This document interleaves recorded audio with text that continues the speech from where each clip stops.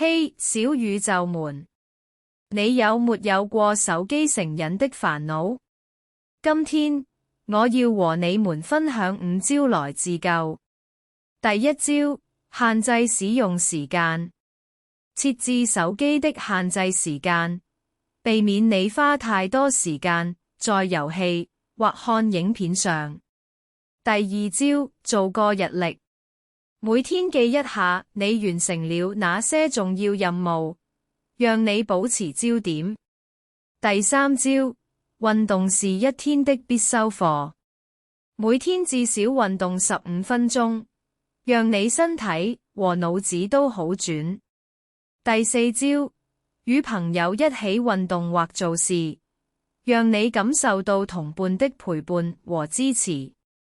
最後，記得每天檢查自己是否在這些步驟上取得進步。